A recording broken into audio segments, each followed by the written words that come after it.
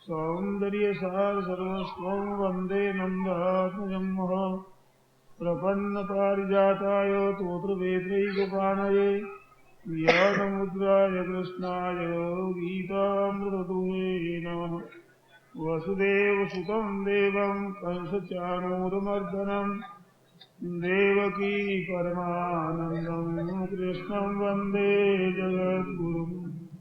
वंशीविभूषितकरान् नवनीतदाभात् पीताम्बरारुणबिम्बफलाधरोष्ठात् पूर्णेन्दुसुन्दरमुखारविन्दनेत्रात् कृष्णात् परं किमपि तत्त्वमहं न जाने। हरि ओम परमात्मने नमस्ते गोविन्दाय नमो नमः। श्री गुरुजनकमले नमो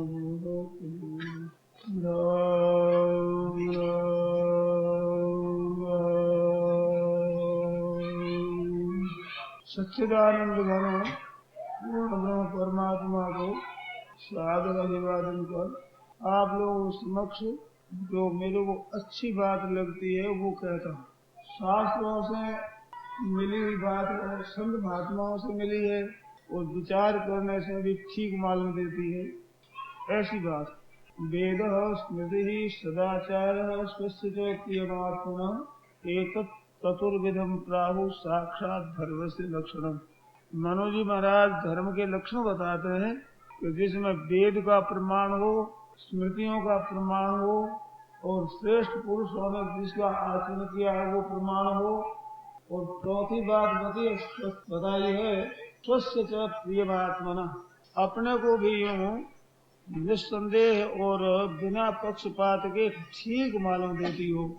विचार करने से लोक और परलोक और अभी और परिणाम में हितकारक मालूम देती हो। ऐसे चारों बातें मिल जाती है तो वो साक्षात धर्म का लक्षण है। इस तरह की बात हमें दिखती है, बात आप लोगों की सेवा में कही जाती है। आप ध्यान दे करके सुनो।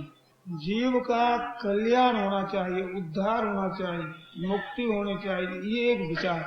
और आप हम लोग जो इकट्ठे हुए हैं वो इस बात को लेकर हुए हैं, कोई और किसी बात को लेकर के नहीं, जीव के हित की बात को लेकर इकट्ठे हुए। इसमें बढ़िया बात यह है कि परमात्म तत्व के साथ में हमारा संबंध स्वतः है और संसार के साथ संबंध हमारा स्वाभाविक नहीं है, माना हुआ। ये खास बात है। परमात्मा से दूरी तो मानी हुई है, संसार के साथ एकता मानी हुई है, दोनों मान्यता है। वास्तविकता परमात्मा के साथ हमारी एकता की है और संसार के साथ भिन्नता की है। ये बात वास्तविक नहीं है, भिन्नता की बात है, मान्यता की बात है। ये भिन्नता है और परमात्मा के साथ हमारी अभिन्नता है, संसार के साथ हमारी भिन्नता है। ये वास्तविक बात क्या हुई है? अस्वाभाविक में ही स्वाभाविक भाव हो गया।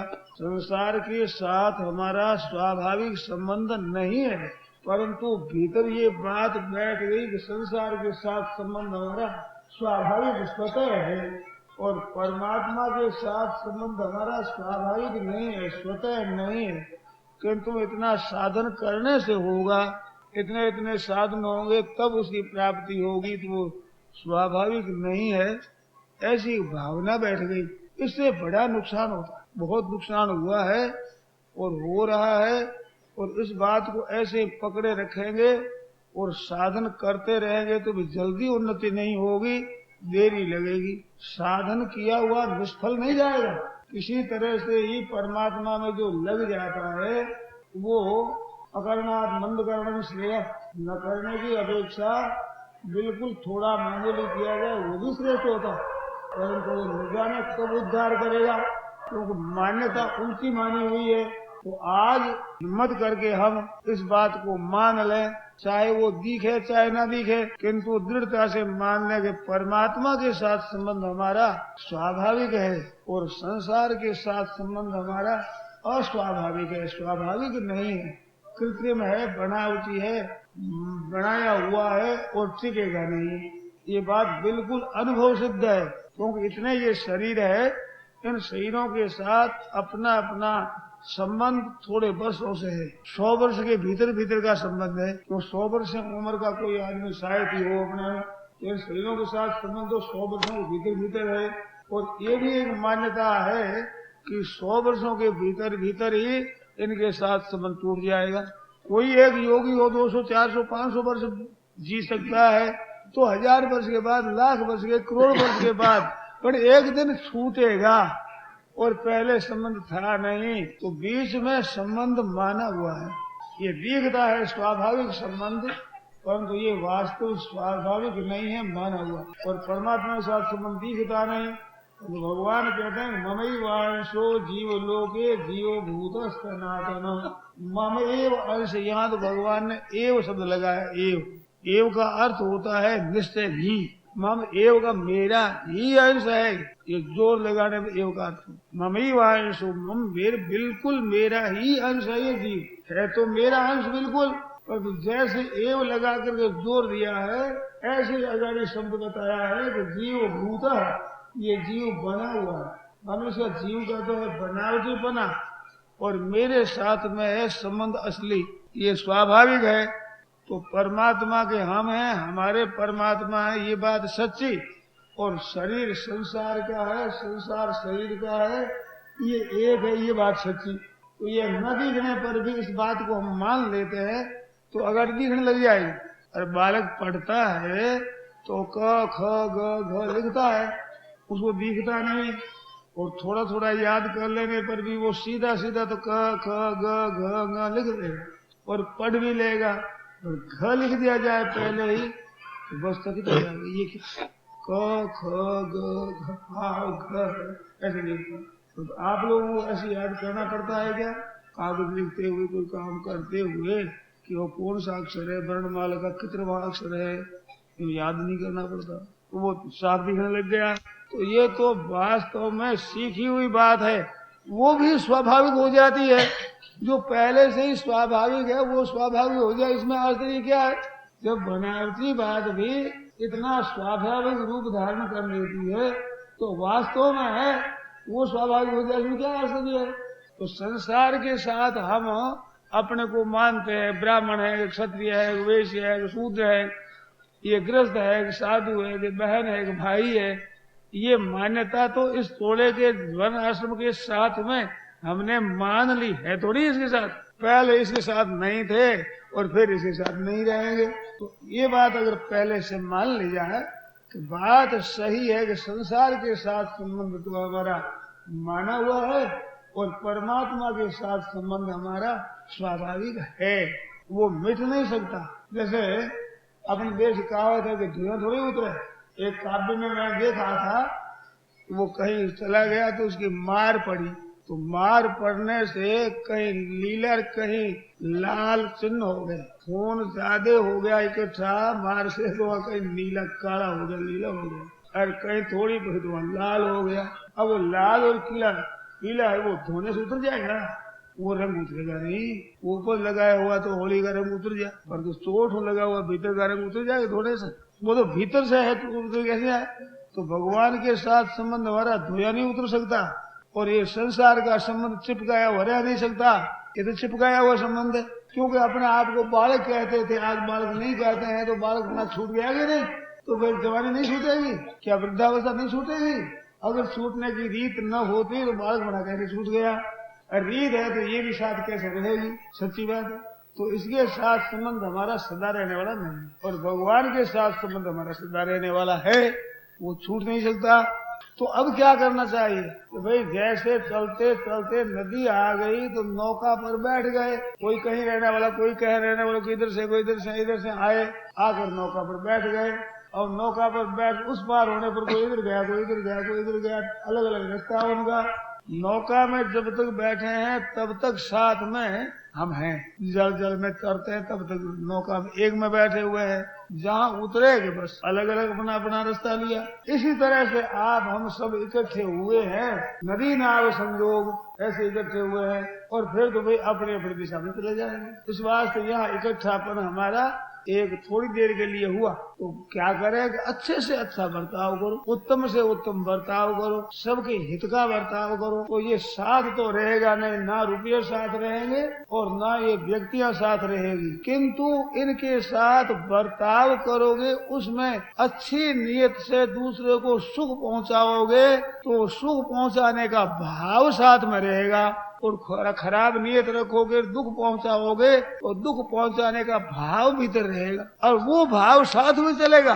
सुख पहुंचाने का भाव है तो हमारे को सुख पहुंचाएगा आगाड़ी, क्यों भाव हमारे बढ़िया है। और दुख पहुंचाने का भाव है तो भाव दुख पहुंचाएगा, क्यों भाव खराब है। खेती में जैसा बीज वो वैसा ही निपजता है। इस वास्ते नदी नाव संयोग है तो हमें तो सबके साथ बड़ा प्रेम का, आदर का, सत्कार का बर्ताव करना चाहिए। सुख कैसे पहुंचे सबको, भगवान कहते ते प्राप्नुवन्ति मामेव सर्वभूति तथा प्राणी की मात्र के हित में रति रखो। प्रीति हित कर दो तो ठेका नहीं बताया, परंतु लेकिन नियत तो हित करने की होनी चाहिए।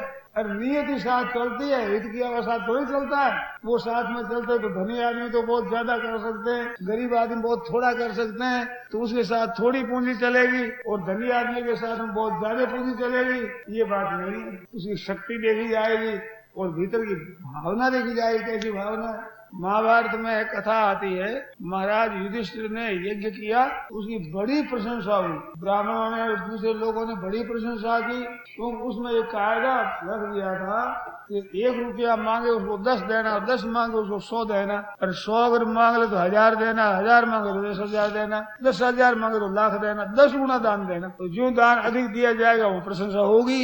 बड़ी प्रशंसा हुई, लोग सब बड़ी प्रशंसा करने लगे। तो एक बिजनौलिया आ गया, नेवला, वो आकर के मनुष्य वाणी में बोलने लगा। तो कहते ब्राह्मणों झूठी प्रशंसा क्यों करते हो? मैंने इस तपोवन में यज्ञ देखा है, उस यज्ञ के सामने महाराजा युधिष्ठिर का यज्ञ कुछ नहीं, मैंने बड़ा यज्ञ देखा है। पूछा तेने क्या देखा? तो महाराज एक ब्राह्मण परिवार रहता था इसी तपोवन में, एक ब्राह्मण देवता, एक उसकी धर्म पत्नी, एक उसका पुत्र, एक पुत्र वधू, 4 प्राणी। बाप बेटा वो थे, सास बहू हुए थे, 4 थे प्राणी। बड़े शुद्ध जीविका करते थे, शिलोंश वृत्ति। जो गेहूं काट लिया गया और जो में गिर जाए तो फिर वो काट करके वो तो ले जाते और बाकी जो पड़ा था उसको कर लेते इकट्ठा, उसको सिल कहते हैं। तो वे इकट्ठी करके उसको कूटकर वो जौ अथवा गेहूं निकाल करके उससे अपनी जीविका करते थे। तो कई दिन भूखे रहे, अन्न मिला नहीं, फिर ऐसे जौ मिले, वो खेत में से चुन करके चूक कर ले आए, उनको निकाल करके और सतुआ बनाया। सतुआ ये आपके सत्तू नहीं जिसमें घी चीनी होता, वो जौ को भून करके और पीस लिया, आटा भुंजा हुआ आटा, उसको सतुआ, ऐसा सतुआ बना साहब, वो पानी में मिला के खा ले।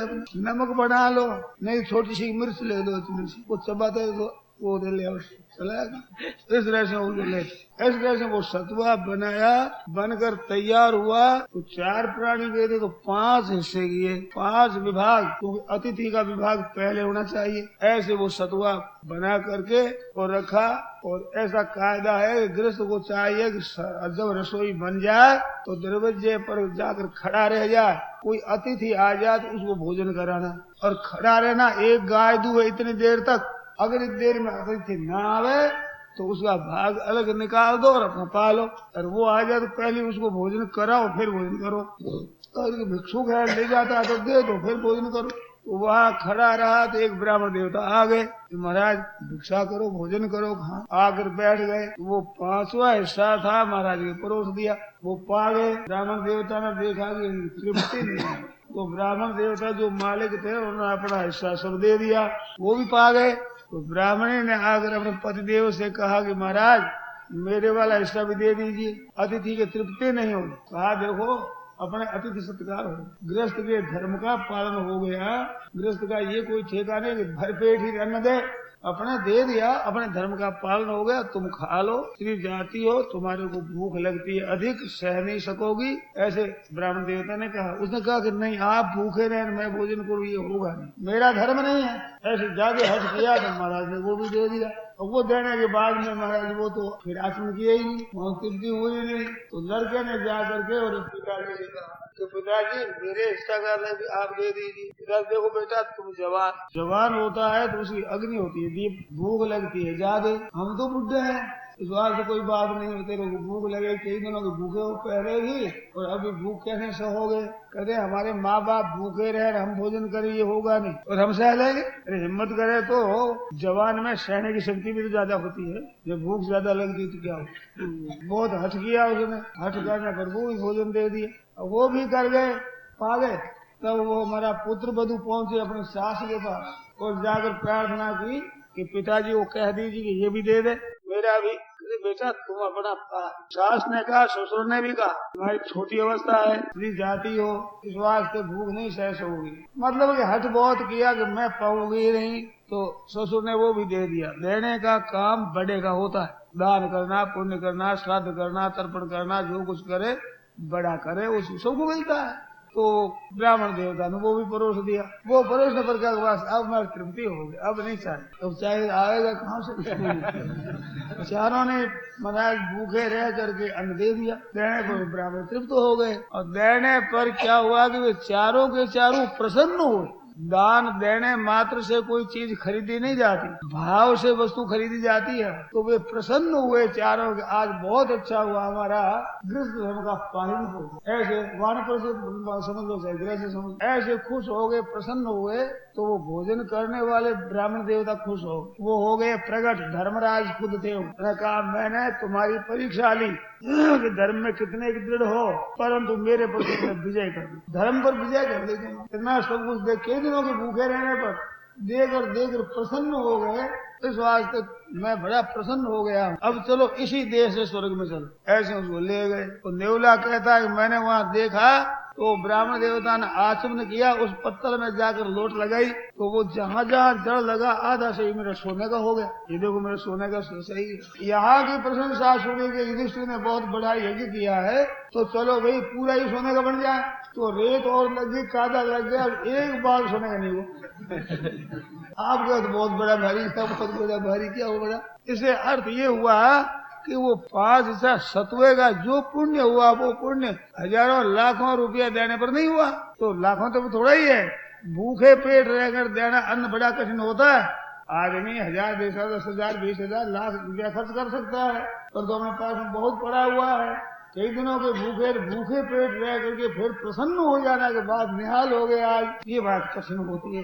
भूखे पेट दूसरे को दे देना कठिन होता है, उसमें भी प्रसन्नता रह जाती। इस वास्ते ये कोई चीज खरीदी नहीं जाती है, खरीदी जाती है भाव से।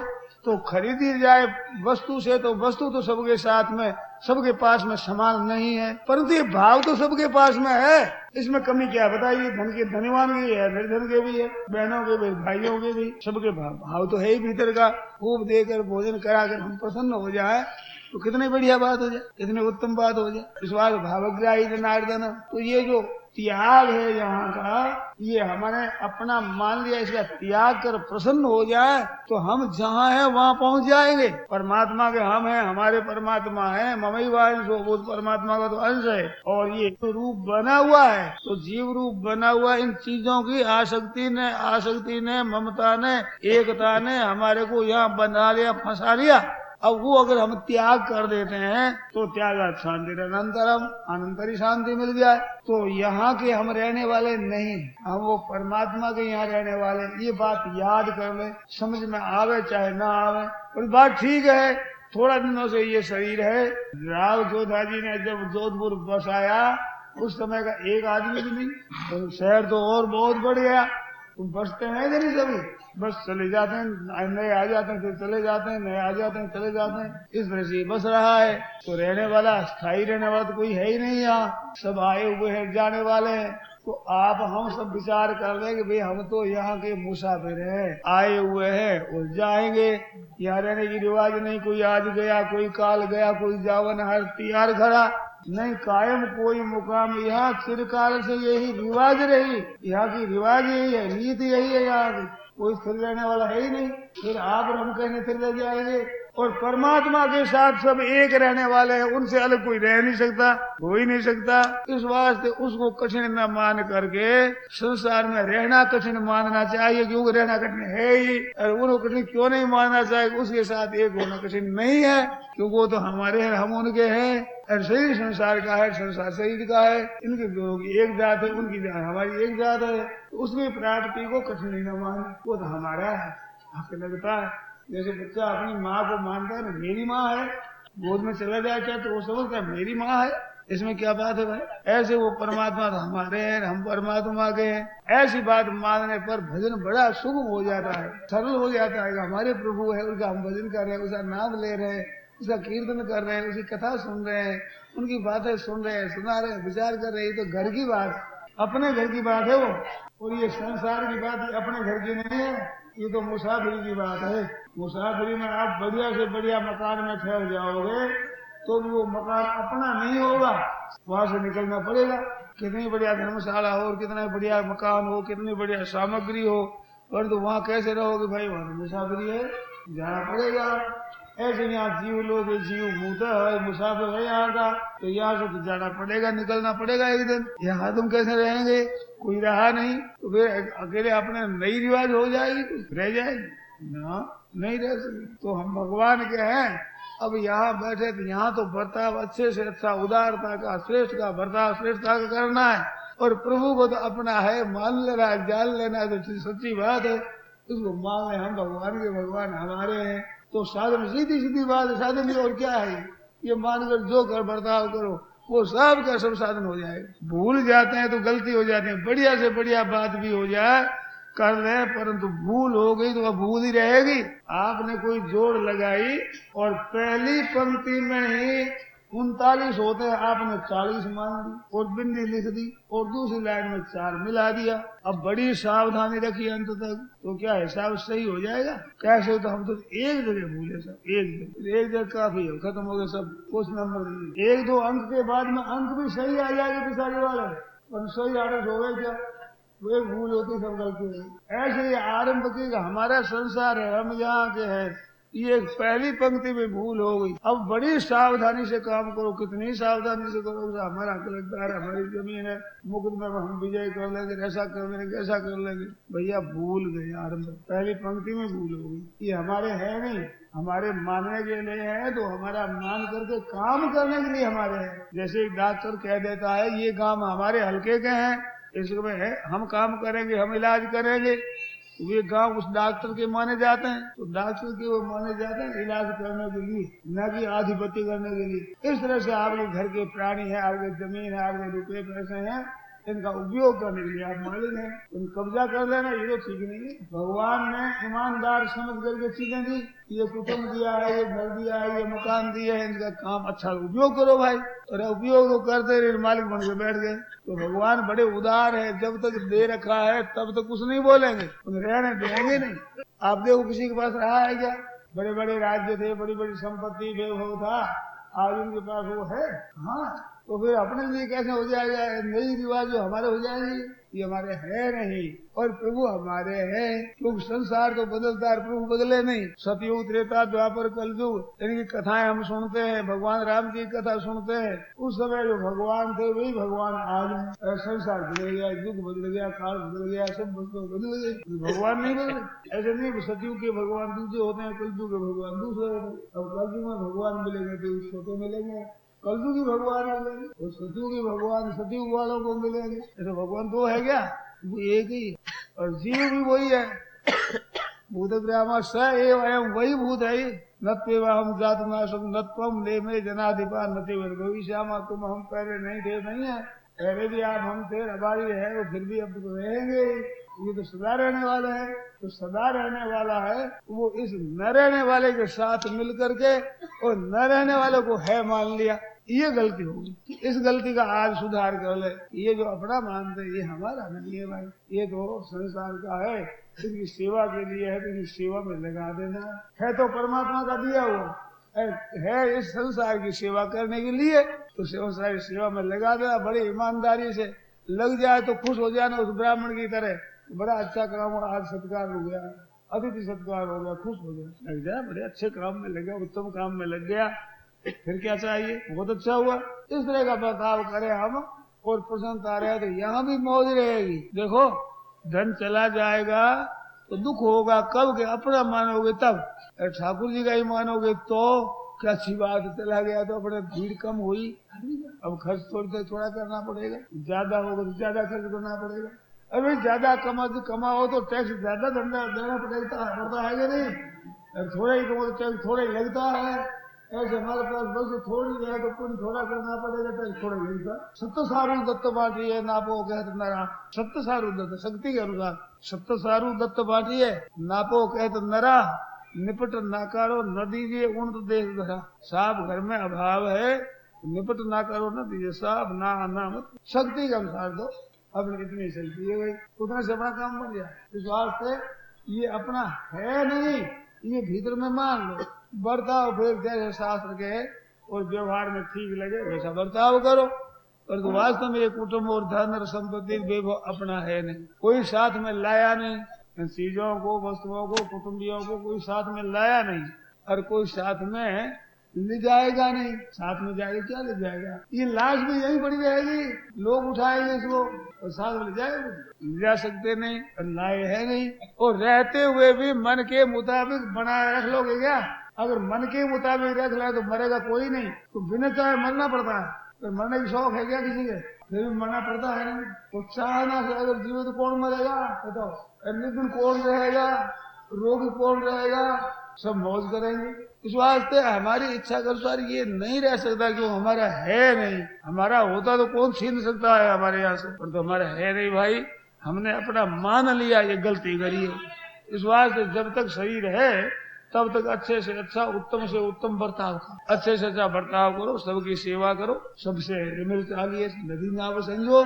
इस वास्ते मुक्ति हमारी हुई है, मुक्ति ना छूटना किससे, जो अपना नहीं है अपना मान लिया उसका हुआ बंधन, और वो अपना नहीं है उसको अपना नहीं माना हुआ मुक्ति। और क्या कैसी बढ़िया बात, तो हमारा है नहीं उसे मानते ही नहीं, अपना है ही संसार का, संसार की सेवा में लगा देते हैं, और जितना लग सके उतना लगा दिया, मृत्यु समय बच गया, वो कहते संसार का है, वही अपना बंटवारा कर लेना जिसके जो हाथ लगे। हम तो जाते हैं मौज से रह के बांट लेंगे, चले गए तो आप ही करो भैया, तुम जानो तुम्हारा काम जानो, अपने निश्चिंत रहो, कैसी बढ़िया बात। अपना मान लो तो जाने में तो बड़ी मुश्किल हो जाएगी, इतना धन खर्च हो जाएगा, अरे मरो तो और मुश्किल हो जाएगी, धन पीछे रह जाएगा, कितना बाकी रह गया।